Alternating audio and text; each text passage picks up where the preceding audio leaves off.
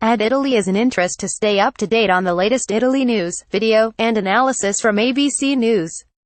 Italy's governing Democrats led a rally Saturday to warn about fascism making a comeback in the nation that once suffered under fascist dictator Benito Mussolini and which is now seeing a rash of right-wing protests against migrants. Several thousand people turned out in Como, a lakeside town in northern Italy where right-wing extremists calling themselves the Veneto Skinhead Front recently barged into a meeting about migrant housing and railed about the invasion of foreigners. Veneto, a region in northeast Italy, is a stronghold of the anti-immigrant Northern League Party, which hopes to take power in Italy via an electoral alliance with former Premier Silvio Berlusconi's Conservatives after the 2018 election. On Friday night, two brothers burst into a Veneto residence housing Nigerian asylum seekers, one of them claiming to be a policeman, the Italian news agency ANSA reported, citing Italy's Carabinieri police. Earlier this week, masked supporters of the neo-fascist Forza Nuova party also attacked the Rome headquarters of the liberal paper La Repubblica and the news weekly L'Espresso. Fearing clashes on Saturday, authorities in Como refused to allow a Forza Nuova counter-rally. Instead, Forza Nuova proponents gathered at a Como hotel, where leader Roberto Fiore contended that the Democrats, La Repubblica and L'Espresso were fostering a climate of hate against his party. Fiore defended the Veneto Skinhead Front's action as a peaceful act, a demonstration against the business of immigration.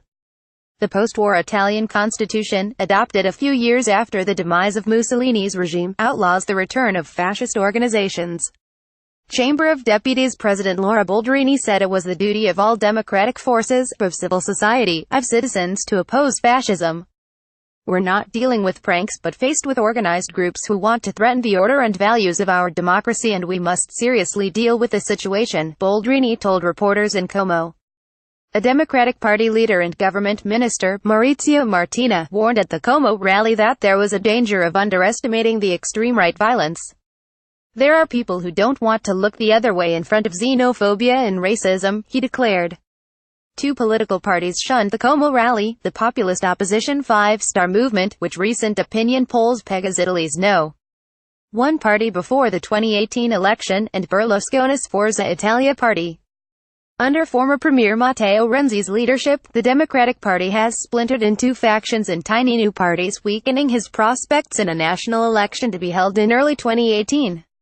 Opposition leaders accused the Democratic government of being too accommodating towards migrants, who have arrived by the hundreds of thousands in the last few years after being rescued at sea from smugglers' boats that left the lawless shores of Libya. D'Amelio reported from Rome. Francis D'Amelio is on Twitter at www.twitter.com.